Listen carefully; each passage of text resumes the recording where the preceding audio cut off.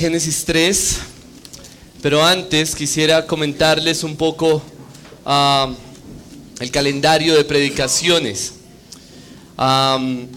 Mañana comienza mi esposa la semana 38 de embarazo, o sea que en cualquier momento se viene el bebé y no podemos arriesgarnos. ¿Qué tal que se venga el sábado y yo tenga que predicar el domingo, o se venga el domingo y yo tenga que salir para la clínica? No, eso sería una cosa terrible.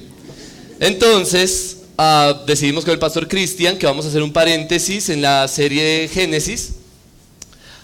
Durante el mes de marzo el pastor Cristian va a predicar el libro de Tito, la carta a Tito, y la idea es que la va a predicar toda durante el mes de marzo, y en el mes de abril continuamos con nuestra serie de Génesis, ¿ok?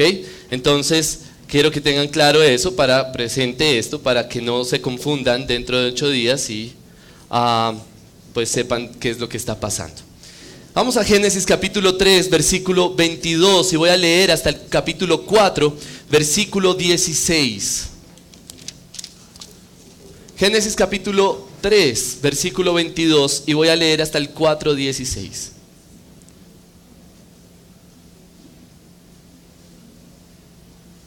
Esto es lo que dice la palabra de Dios. Entonces el Señor Dios dijo: He aquí el hombre ha venido a ser como uno de nosotros, conociendo el bien y el mal. Cuidado ahora, no vaya a extender su mano y tomar también del árbol de la vida y coma y viva para siempre. Y el Señor Dios lo echó del huerto del Edén para que labrara la tierra de la cual fue tomado. Expulsó pues al hombre, y al oriente del huerto del Edén puso querubines y una espada encendida que giraba en todas direcciones para guardar el camino del árbol de la vida. Y el hombre conoció a Eva, su mujer, y ella concibió y dio a luz a Caín, y dijo: He adquirido varón con la ayuda del Señor. Después dio a luz a su hermano Abel. Y Abel fue pastor de ovejas, y Caín fue labrador de la tierra. Y aconteció que al transcurrir el tiempo, Caín trajo al Señor una ofrenda del fruto de la tierra. También Abel, por su parte, trajo de los primogénitos de sus ovejas y de la grosura de los mismos. Y el Señor miró con agrado a Abel y a su ofrenda, pero a Caín y a su ofrenda no miró con agrado. Y Caín se enojó mucho, y su semblante se demudó. Entonces el Señor dijo a Caín: ¿Por qué estás enojado? ¿Por qué se ha demudado tu semblante? Si haces bien, ¿no serás aceptado? Y si no haces bien, el pecado yace a la puerta y te codicia, pero tú debes dominarlo. Y Caín dijo a su hermano Abel: Vayamos al campo. Y aconteció que cuando estaban en el campo, Caín se levantó contra su hermano Abel y lo mató. Entonces el Señor dijo a Caín: ¿Dónde está tu hermano Abel?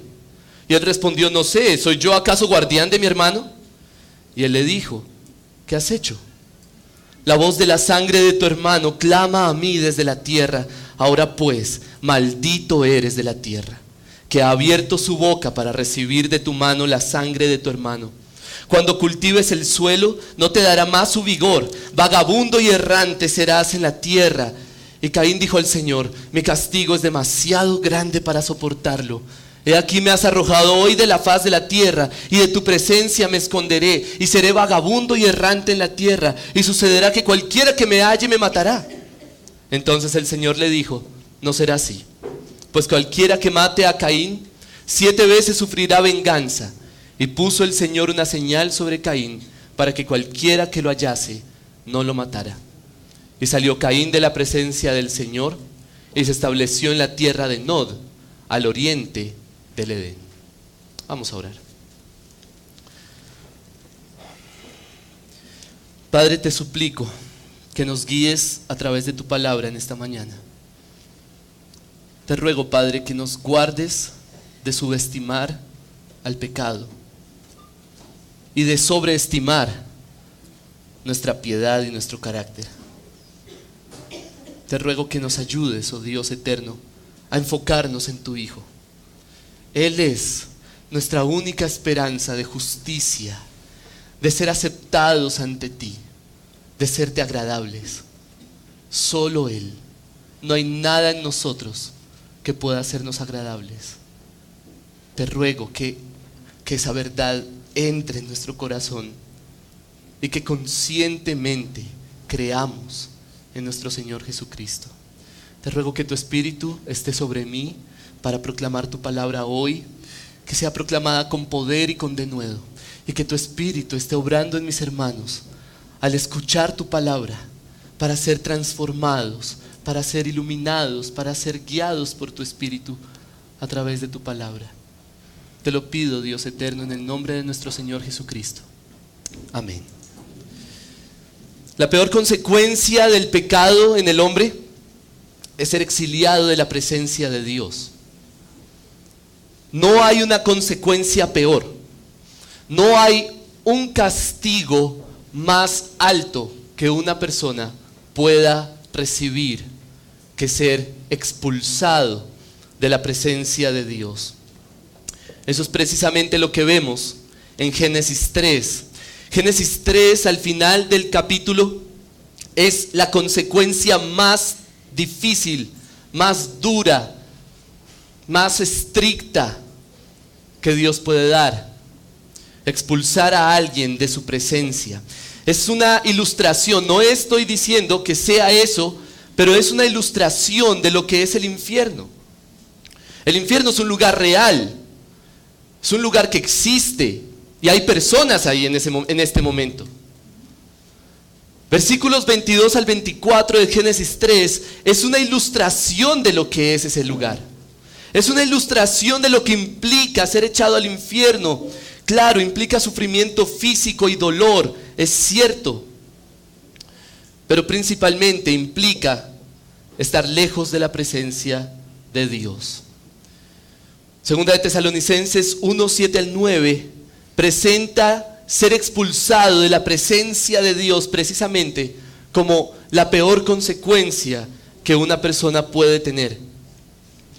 Dice Segunda de Tesalonicenses 1, 7 al 9, cuando el Señor Jesús se ha revelado desde el cielo con sus poderosos ángeles en llama de fuego, dando retribución a los que no conocen a Dios y a los que no obedecen al Evangelio de nuestro Señor Jesús. ¿Cuál es esa retribución?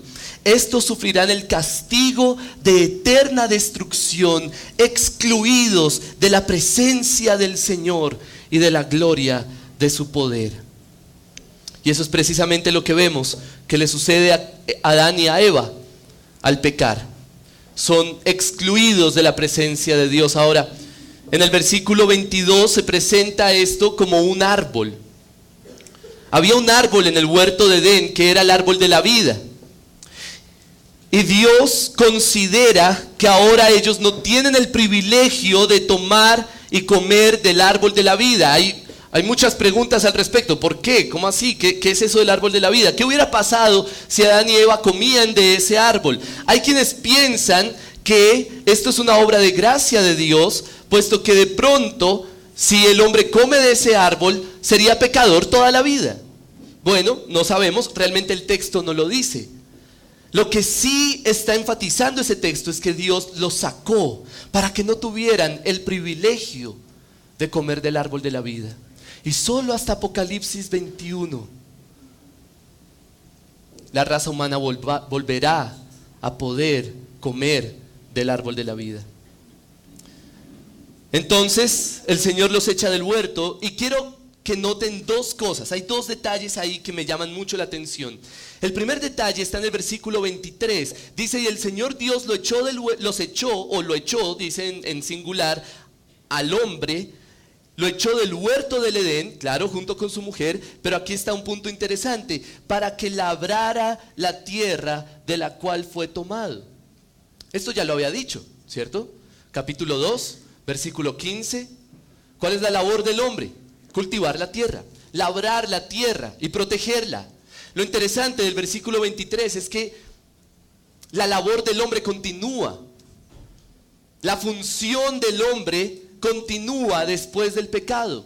Y esa frase, para labrar la tierra, va a ser importante para entender el capítulo 4. Hay un segundo detalle que quiero que noten, y es que Dios puso guardianes en el versículo 24 para evitar que el hombre entrara al jardín y tomara del árbol de la vida. Dice el versículo 24, expulsó pues al hombre y al oriente del huerto del Edén puso querubines, es unos ángeles, y una espada encendida que giraba en todas direcciones para guardar el camino del árbol de la vida. A lo largo de la Biblia podemos encontrar esa misma ilustración una y otra vez que nos recuerda la verdad de Génesis 3. A partir de este momento, el hombre es expulsado de la presencia de Dios y nadie tiene acceso a la presencia de Dios. Y para mostrar que la presencia de Dios está lejos y no podemos acceder a ella, entonces Dios pone querubines.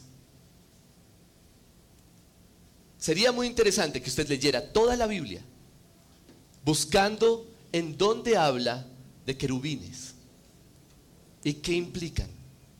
Cuando Dios manda hacer el tabernáculo, el lugar santísimo, que es donde habita la presencia de Dios, tiene una cortina que no puede ser traspasada por nadie, solo por el sumo sacerdote una vez al año.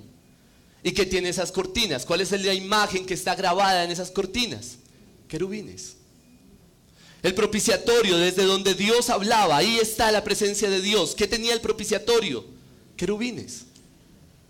Cuando Ezequiel ve la presencia de Dios venir, ve un carro, ve un trono ahí lleno de luz y alrededor volando querubines. Cuando Juan en Apocalipsis ve la presencia de Dios y él está al otro lado del mar de cristal y ve allá a Dios con el rollo, ¿qué hay en la mitad? Querubines. Todo el tiempo simbolizando, no podemos entrar, no hay acceso. Pero Apocalipsis es fascinante, porque en el capítulo 5, alguien sale del trono, el Cordero, y el Cordero toma el rollo. Necesitamos que alguien salga de la presencia de Dios para que nosotros podamos volver a entrar, porque ninguno de nosotros va a tener acceso jamás. Es fascinante lo que vemos en Génesis 3:24, es un recordatorio precioso, en primer lugar, de que estamos lejos de la presencia de Dios, y en segundo lugar, de que en Cristo tenemos acceso nuevamente. De manera que aquí estamos viendo la peor consecuencia del pecado sobre el hombre. De inmediato, la consecuencia inmediata que el hombre experimenta es la peor consecuencia: ser expulsado de la presencia de Dios. Pero lo que no hemos visto, lo que no nos ha mostrado aún Moisés, y es lo que nos va a comenzar a mostrar, es el terrible efecto que tiene el pecado en la raza humana. Ya vimos la peor consecuencia, y esa consecuencia va a estar repitiéndose una y otra vez. Pero lo que no hemos visto es el efecto que puede tener el pecado en el hombre. Si pensamos que el peor pecado, lo peor del pecado, ya lo vimos en Génesis 3, estamos equivocados. Porque precisamente ahora Moisés nos va a mostrar cómo el pecado empieza a devorar. Y uso esa palabra porque Génesis 4 quiere hacernos pensar así. El pecado comienza a devorarse al hombre, a tal punto que es necesario que Dios elimine a la raza humana. En el capítulo 6. Entonces, vamos a ver Génesis capítulo 4, una historia muy conocida, los niños se la saben, pero tal vez no hemos visto algunos detalles importantes ahí que nos guían a entender el mensaje que tiene Moisés para sus lectores. Voy a dividir este texto en 3 partes. En primer lugar, vamos a hablar de las bendiciones de Caín, en los versículos 1 y 2.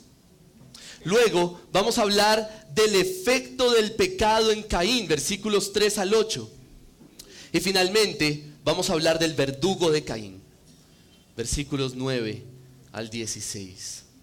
Es una historia muy interesante. Les pido que estén atentos a la historia, a lo que pasa.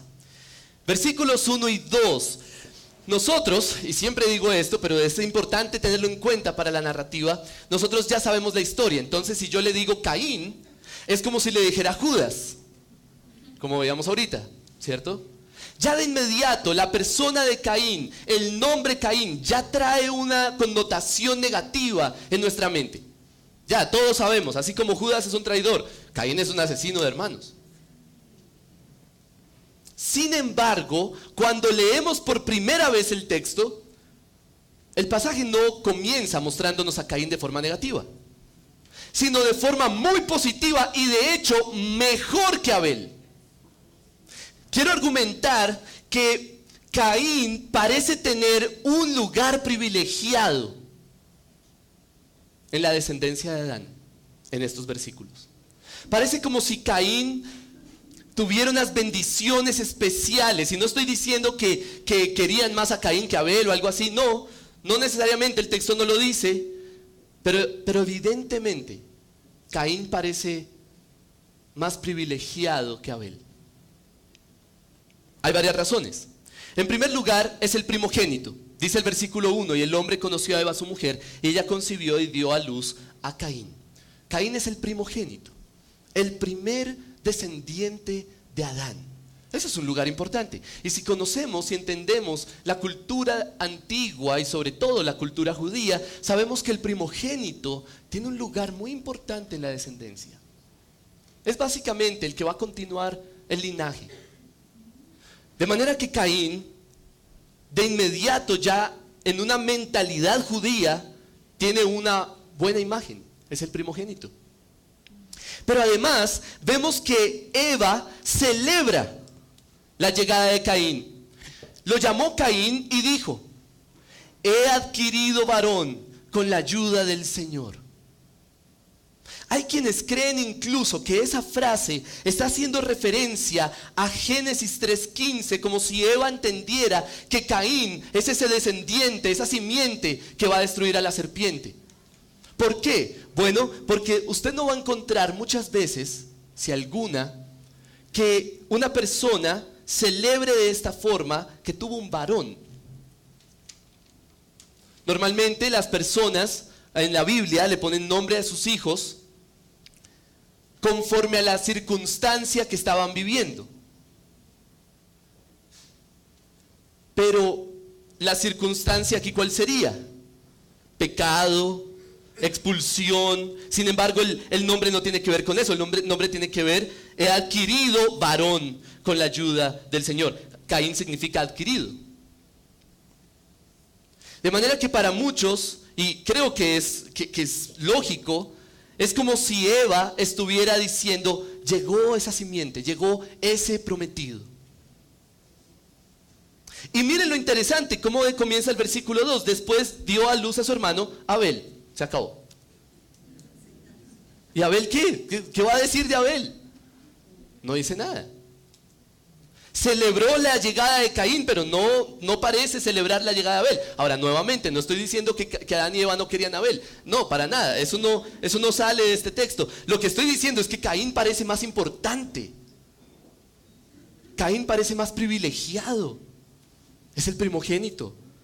De pronto es la simiente. De hecho, hay algo supremamente misterioso en el nombre Abel. Abel significa, es el término Hebel en hebreo, significa algo así como vapor, algo que pasa rápido. Algunos lo pueden traducir incluso como nada. Y uno dice: ¿pero por qué le ponen un nombre así? Sobre todo que todavía no ha muerto, ¿cierto? Es como reflejando un poco lo que va a pasar con Abel. Va a morir antes de tiempo.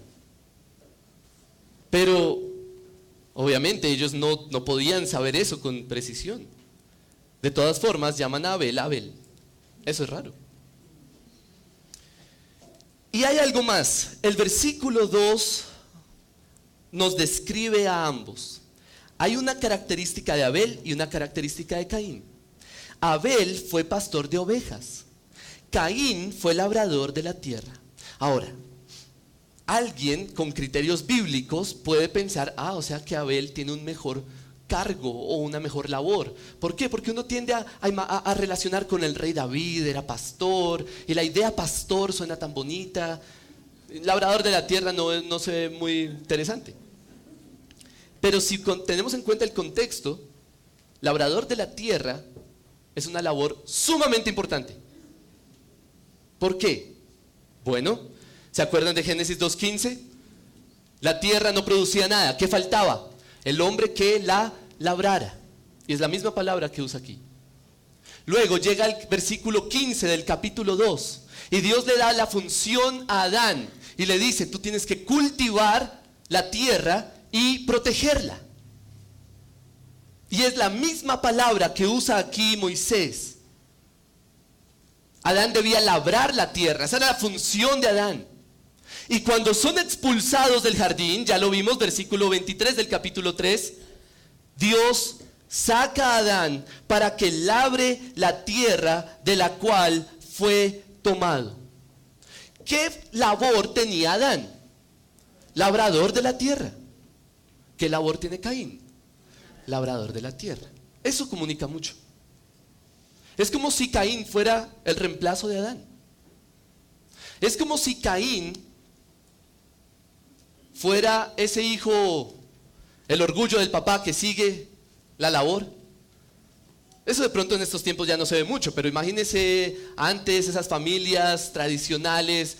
El tatarabuelo era médico, el bisabuelo era médico, el abuelo era médico, el papá es médico, y entonces tiene que ser médico, ¿cierto?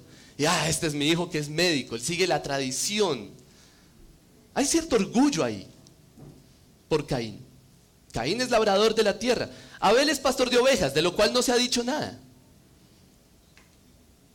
Pero Caín parece ser el reemplazo, el sucesor de Adán. Así que Caín tiene grandes privilegios, y si tenemos en cuenta eso, lo que viene es un choque. Es un tremendo choque. Porque Caín resulta ser algo completamente contrario a lo que parecía que era. Entonces comencemos a ver el efecto del pecado en Caín. Un día decide Caín, fíjense que él es el primero, decide Caín traer una ofrenda al Señor. Versículo 3. Y aconteció que al transcurrir el tiempo, Caín trajo al Señor una ofrenda del fruto de la tierra. También Abel, por su parte, trajo de los primogénitos de sus ovejas y de la grosura de los mismos. Pero entonces sucede algo inesperado. El Señor miró con agrado a Abel y a su ofrenda, pero a Caín y a su ofrenda no miró con agrado. Entonces surge la pregunta, ¿cierto? ¿Cuál es la pregunta típica y fija ahí? ¿Por qué? ¿Por qué no le agradó la ofrenda de Caín? Ahora, aquí hay mucha especulación, y les tengo que decir, hermanos, eviten la especulación, porque normalmente es errada.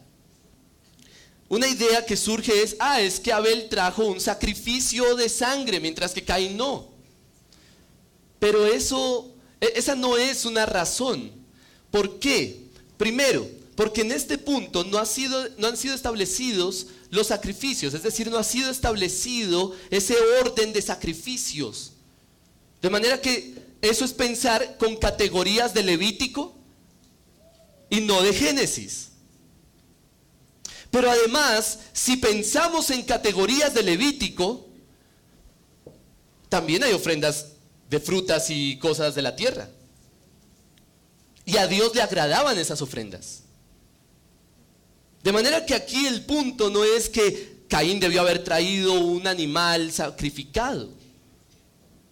Eso no es una categoría aquí. Otra opción que normalmente viene a nuestra mente es que Caín trajo cosas malas mientras que Abel trajo lo mejor.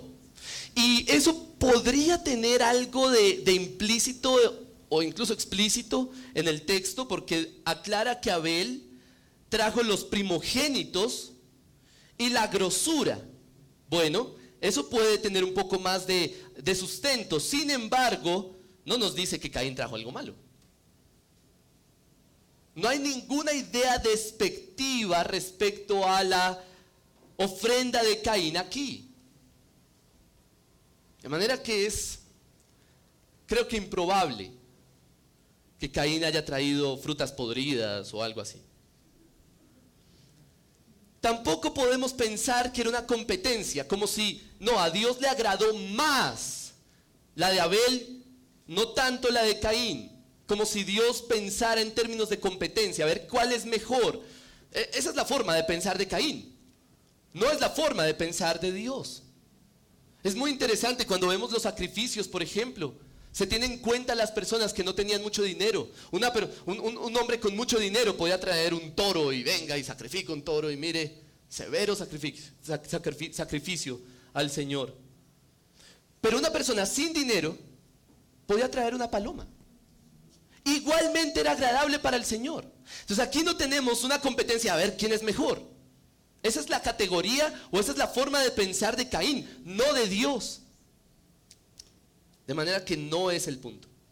Entonces la pregunta continúa: ¿por qué a Dios no le agradó la ofrenda de Caín y sí la de Abel? Y la respuesta es: no lo sabemos. El texto no lo dice. Por eso les digo, eviten especular, quedémonos más bien con lo que nos muestra con claridad el texto. ¿Cuál es el enfoque del texto? ¿Hacia dónde quiere que vayamos? A la reacción de Caín.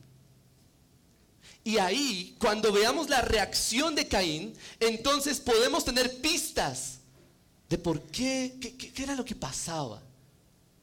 ¿Por qué la ofrenda de Caín no fue agradable?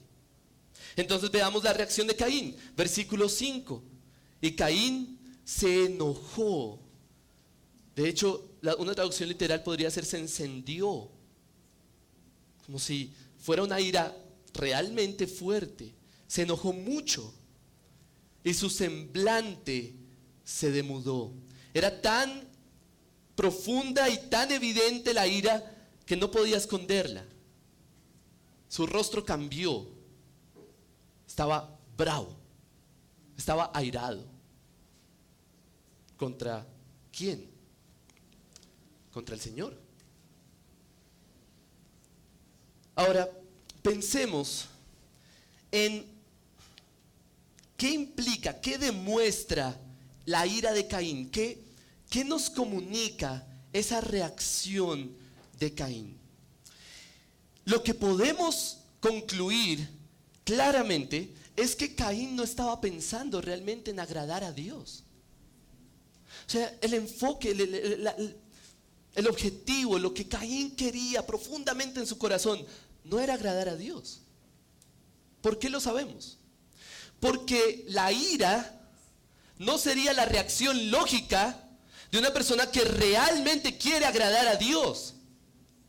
Su reacción sería de asombro, tristeza, arrepentimiento. Caín debió haber ido a Dios y decirle: Señor, ¿qué hice mal?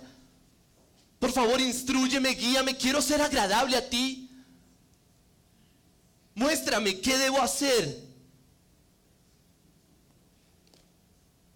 Pero si Caín se pone bravo, se llena de ira, lo que estamos viendo más bien es a una persona que cree que Dios debe agradarse de él. Estamos viendo una persona que considera que es injusto que Dios no mire su ofrenda con agrado. Para que haya ira, tiene que haber injusticia. De manera que en la mente y en el corazón de Caín, de alguna forma, su conclusión es: no es justo. Mi ofrenda es buena y Dios debería verla con agrado.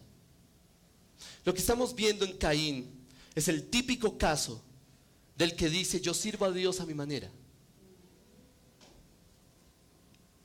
Es esa persona que piensa que todo lo que hace es bueno, todo lo que hace está bien, lo que hace, lo que es, su carácter,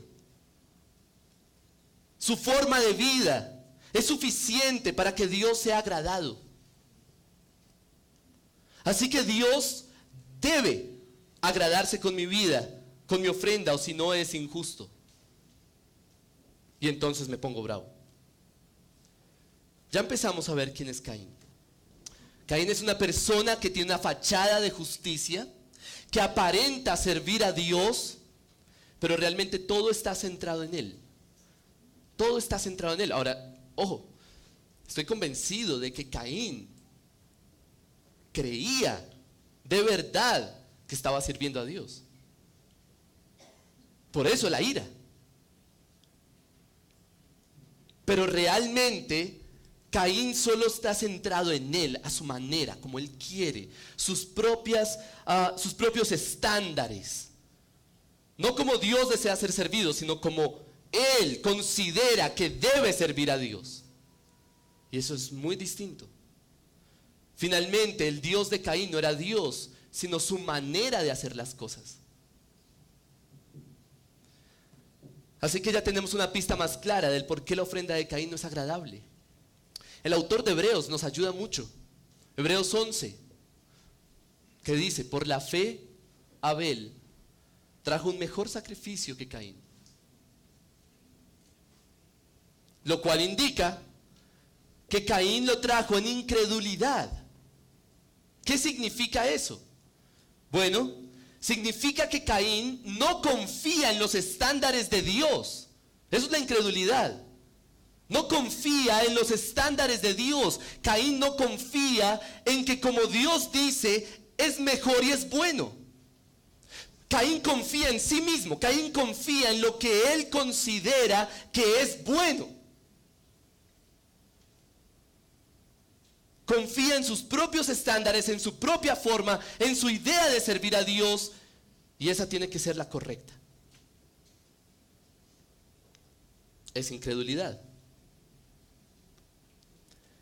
Entonces, Dios habla con Caín. Definitivamente el personaje principal de esta historia es Caín, no Abel. Por más de que Abel sea el justo. Dios habla directamente a Caín y le hace 3 preguntas para confrontar su pecado. La primera pregunta es, ¿por qué estás enojado? En otras palabras, Dios quiere que Caín se dé cuenta, no es lógico que estés enojado. Si hay alguien que debería estar enojado, soy yo. Porque trajiste una ofrenda desagradable. Mira tu corazón. Pero Caín obviamente no entiende eso, está cegado por su incredulidad, por su orgullo, por su vanagloria. Entonces le pregunta, ¿por qué estás enojado? ¿Por qué se ha demudado tu semblante? ¿Por qué ha caído tu semblante? Y entonces dice una frase que es mejor leerla en la Reina Valera. Si haces bien, aquí dice esto, ¿no serás aceptado? En la Reina Valera dice, ¿no serás enaltecido? Y creo que es mejor leerla como la lee la Reina Valera. El término significa levantar. Entonces, ¿qué es lo que está preguntándole Dios? Lo que le está preguntando es un contraste con el semblante de Caín. La palabra demudado indica caído. El semblante de Caín cayó. Entonces Dios le dice, si haces bien, ¿no serás levantado? En otras palabras, lo que Dios le está diciendo es, mira tu semblante por causa del pecado. Si haces bien, estarías bien. Estarías contento, feliz. Sin embargo, a lo que va esa advertencia de Dios o esa confrontación de Dios es más bien a una advertencia. Y esta advertencia es sumamente importante para todos los seres humanos. Esta es la realidad del hombre de aquí en adelante. Miren lo que le dice Dios a Caín. Versículo 7.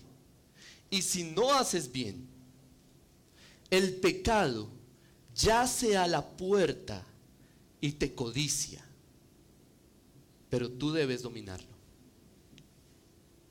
¿Qué le está diciendo? En primer lugar le está diciendo, si continúas con esa actitud, con ese carácter pecaminoso, si continúas con esos deseos y pasiones pecaminosas, entonces tienes que saber que el pecado está a la puerta y dice yace. Entonces es como si el pecado fuera un león ahí acostado. Por ejemplo, cuando mi perrito ve una paloma, empieza así, ¿sí? Se acuesta. ¿Por qué? Es supuestamente para cazar la paloma. Nunca puede cazar la paloma, pero lo que trata de mostrar es: voy a cazarla. Es una posición de ataque. El pecado, la primera vez que se menciona la palabra pecado en la Biblia, el pecado es como un monstruo, como un animal salvaje, ahí, a la puerta, esperando a que uno abra la puerta para devorarnos. Si continúas con esa actitud pecaminosa, entonces vas a ser presa fácil para el pecado. Y tú tendrás que dominarlo. La pregunta es si Caín va a ser capaz de dominar el pecado. La pregunta es si nosotros vamos a ser capaces de dominar el pecado. Y la respuesta de este pasaje es no. Nadie puede dominar el pecado. El pecado nos devora. Así que hemos visto la peor consecuencia que puede venir sobre el hombre, pero aún no hemos visto el efecto que puede tener el pecado en el hombre.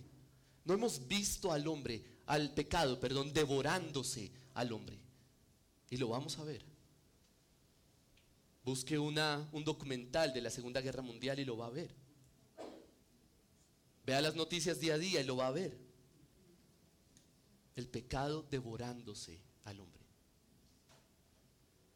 Entonces sucede lo que todos sabemos que sucede. Versículo 8: y Caín dijo a su hermano Abel: vamos.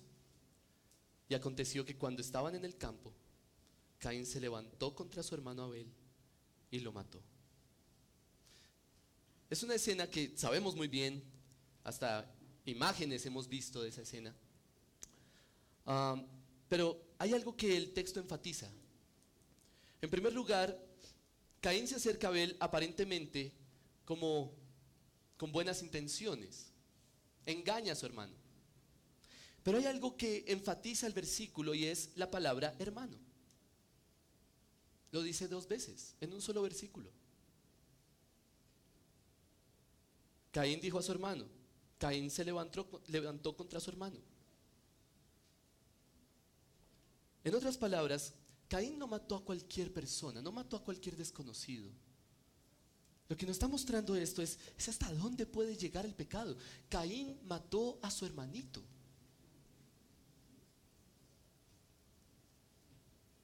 Yo no tengo hermanos, pero siempre he vivido alrededor de personas que tienen hermanos. Recuerdo uno de mis mejores amigos, hace años, tenía 3 hermanos.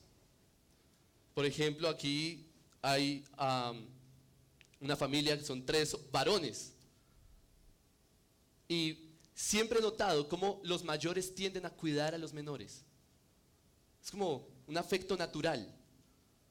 Proteger. ¿Cómo puede ser posible que Caín mate a su hermanito? Y realmente la Biblia no nos describe cómo fue. Pero sería una escena fuerte. ¿Qué él le hizo? Sabemos que derramó sangre.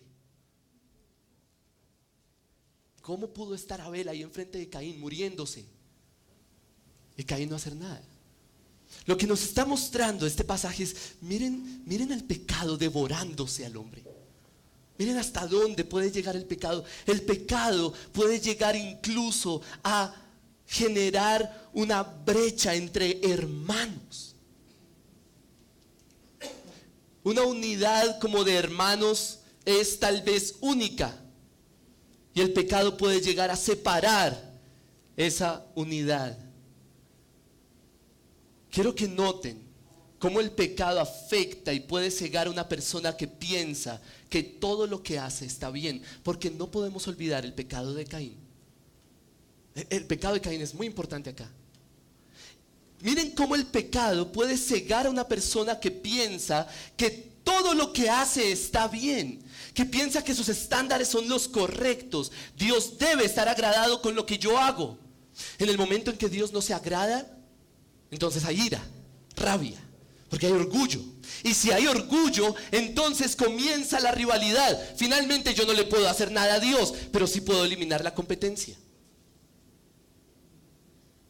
Y claro, en este texto vemos algo tan fuerte como un asesinato. Pero ¿sabe qué es lo que pasa aquí normalmente? Se levanta una persona y empieza a rumorar de otra. Chismes, murmuraciones. Se levantan dos a hablar mal de su hermano. ¿Por qué? Porque quieren eliminarlo. Quieren hacerlo quedar mal. Porque parece como si Dios se agradara más de él. ¿Cómo puede ser posible que alguien se levante en la congregación, por ejemplo, y sea de pronto elogiado, y sea de pronto evidente que ha recibido una gracia especial de Dios, y sus hermanos sienten envidia y rabia? Yo debería estar ahí. Yo tengo mejores cualidades que ese. Eso es lo que pasa cuando una persona cree que todo lo que hace está bien, que Dios debe agradarse por lo que él hace, por sus propios estándares, y no tiene en cuenta los estándares de Dios. De manera que hasta ese punto puede llegar el pecado y más, y lo veremos en los próximos capítulos. Entonces, Dios juzga a Caín, y el juicio de Caín es supremamente interesante, porque nos enseña una verdad clave respecto a ese pecado de pensar que todo lo que hago está bien y Dios me tiene que aceptar porque yo las cosas las hago bien. Quiero que vean cuál es el verdugo de Caín. ¿Qué es un verdugo? Es el que lleva a cabo el juicio. Es el que le corta la cabeza al ejecutado. Bueno, miren lo que dice el versículo 9. Entonces el Señor dijo a Caín: ¿dónde está tu hermano Abel? Y él le respondió una mentira: no sé. Y después le pregunta algo que nos hace acordar de quién es Caín. ¿Soy yo acaso guardián de mi hermano? ¿Cuál es la respuesta? Sí. ¿Por qué? Porque Caín es el sucesor de Adán. ¿Se acuerdan cuál es la labor de Adán? Cultivar y cuidar. Génesis 2:15. Y la palabra guarda es, o guardián, en el versículo 9, es exactamente la misma palabra que Dios usa, o Moisés usa en el 2:15, para hablar de lo que Adán debía hacer. Adán debía cultivar la tierra, labrar la tierra y proteger. Entonces la respuesta es sí. Caín es el guardián de su hermano y de todos sus hermanos y de la creación. Pero ya no le importa, ¿se dan cuenta?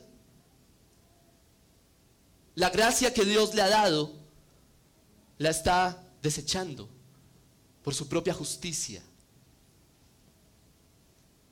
Entonces hacia allá va el castigo. ¿Cuál es el verdugo de Caín? Y él le dijo: ¿qué has hecho? La voz de la sangre de tu hermano clama a mí desde la tierra. Ahora pues maldito eres de la tierra que ha abierto su boca para recibir de tu mano la sangre de tu hermano. Cuando cultives el suelo no te dará más su vigor. Vagabundo y errante serás en la tierra. Y miren cómo Caín define su castigo. Dice: mi castigo es demasiado grande para soportarlo. He aquí me has arrojado de la faz de la tierra. De tu presencia me esconderé y seré vagabundo y errante en la tierra. Y sucederá que cualquiera que me halle me matará. ¿Cuál es la palabra que más se repite? Tierra. Tierra. El verdugo de Caín es la tierra. ¿Cómo así? Bueno, la sangre de Abel clama a Dios desde la tierra, como si lo acusara desde la tierra. Luego el versículo 11: maldito eres de la tierra, que ha abierto su boca para recibir de tu mano la sangre de tu hermano. Es como si Caín hubiera cultivado sangre, como si le hubiera dado sangre a la tierra. Entonces, ¿qué va a pasar? Cuando cultives el suelo, y la palabra es la misma en hebreo, tierra, y serás errante en la tierra. El verdugo de Caín es precisamente lo que era su orgullo. Caín es el labrador de la tierra. Y el juicio de Caín es precisamente ser maldito de la tierra. Eso es una verdad tremendamente repetida en la Biblia y en la vida de todos los seres humanos, incluyendo creyentes. Es como si esa gracia que Dios le ha dado a Caín al ser labrador de la tierra, al tener ese puesto importante, por decirlo de alguna forma, el primogénito, esa gracia que ha recibido por causa de su justicia propia, de creerse bueno, de creer que sus estándares son los correctos, entonces toma esa gracia y la distorsiona. Y es esa gracia misma la que termina juzgándolo. Miren lo que le escribe Pablo a los romanos en el capítulo 2. Romanos, especialmente judíos. Versículo 17 del capítulo 2 de Romanos. Pero si tú, que llevas el nombre judío y te apoyas en la ley, que te glorías en Dios y conoces su voluntad, que apruebas las cosas que son esenciales, siendo instruido por la ley, y te confías en que eres guía de los ciegos, luz de los que están en tinieblas, instructor de los necios, maestro de los faltos de madurez, que tienes en la ley la expresión misma del conocimiento y de la verdad, tú pues que enseñas a otro, ¿no te enseñas a ti mismo? Tú que predicas que no se debe robar, ¿robas? Tú que dices que no se debe cometer adulterio, ¿adulteras? Tú que abominas los ídolos, ¿saqueas templos? Tú que te jactas de la ley, violando la ley, deshonras a Dios, porque el nombre de Dios es blasfemado entre los gentiles por causa de vosotros, tal como está escrito. ¿Se dan cuenta en este texto de Romanos cuál es el privilegio de los judíos? La ley, el conocimiento de Dios. ¿Y qué hacen? Toman la ley y por su propia justicia la convierten en algo completamente distorsionado. Y ahora esa ley los juzga.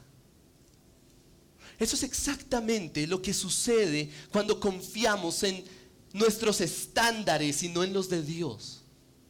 Cuando creemos que nosotros sabemos lo que es correcto y lo que yo digo que es correcto, incluso lo defiendo con la Biblia. Pero cuando sale a la luz el pecado, se manifiesta lo que realmente somos. Y entonces se demuestra que todo eso que era supuestamente correcto para nosotros, nos juzga. Es nuestro verdugo. Por eso, nuestra confianza de justicia no puede estar en otro lugar sino en Cristo. Hermano, quiero preguntarle, ¿qué considera que de usted es bueno? ¿Qué considera que de sus estándares, sus perspectivas es bueno? ¿Qué? Y todas esas respuestas que usted puede estar dando en su mente en este momento, entonces le digo, tenga cuidado porque el pecado yace a la puerta y nos codicia.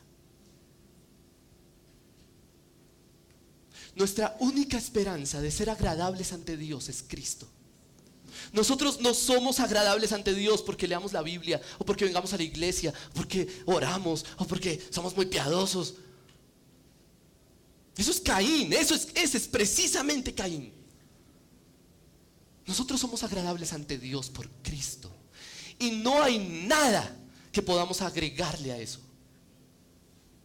Nunca vamos a ser más agradables ante Dios que en Cristo. Así que no intente ser más agradable que mi hermano. Olvídese de sus estándares. Lo que nosotros somos es pecado.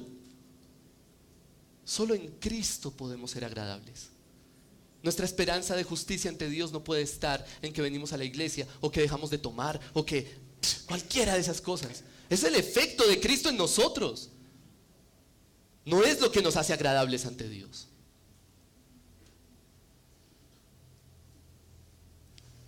Entonces, Caín sigue demostrando su preocupación por sí mismo. Le preocupa es que lo maten. Señor, mi castigo es demasiado grande para soportarlo. He sido arrojado de la faz de la tierra. De tu presencia me esconderé. Ahí está la peor consecuencia. Seré vagabundo y errante en la tierra. Claro, la tierra ya no le va a dar su fruto, así que ya no tiene nada que hacer. Es muy interesante que los descendientes de Caín ya no se dedican a labrar la tierra.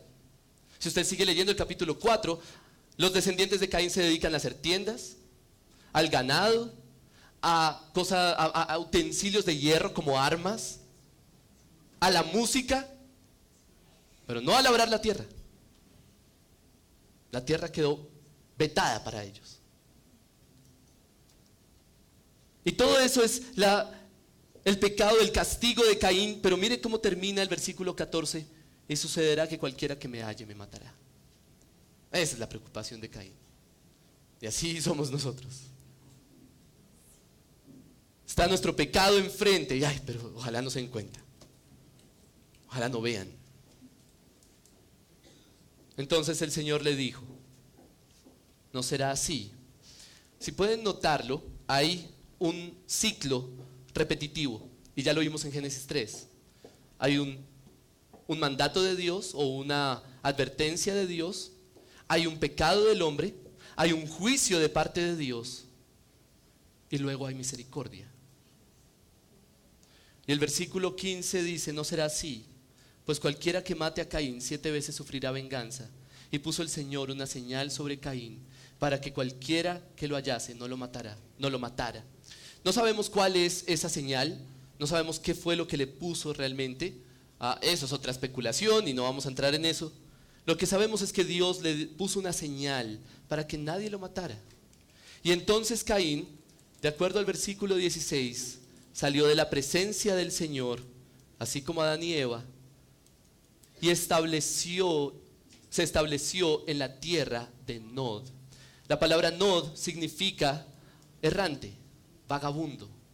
Así que Caín se fue a la tierra del errante, al oriente del Edén. Mire cómo se relaciona la salida de Adán y Eva con la salida de Caín. Es muy interesante esa relación. Y entonces termina la historia de Caín, o del pecado de Caín. Hermanos, el pecado no puede ser subestimado. No podemos subestimar el pecado. No podemos pensar que tenemos lo que se requiere para dominar el pecado. Ninguno de nosotros puede dominar su pecado. El pecado es una bestia feroz que nos devora. Necesitamos un campeón que pueda dominar el pecado. Y nuestra esperanza debe estar solo en Él. Ese es el guerrero que venció el pecado. Así que nuestra esperanza de ser justos está en Él. Nuestra esperanza de vencer el pecado está en Él, no en nuestro carácter. No que yo fui criado con valores, no que yo vengo a una iglesia de sana doctrina, no que yo leo la Biblia todos los días.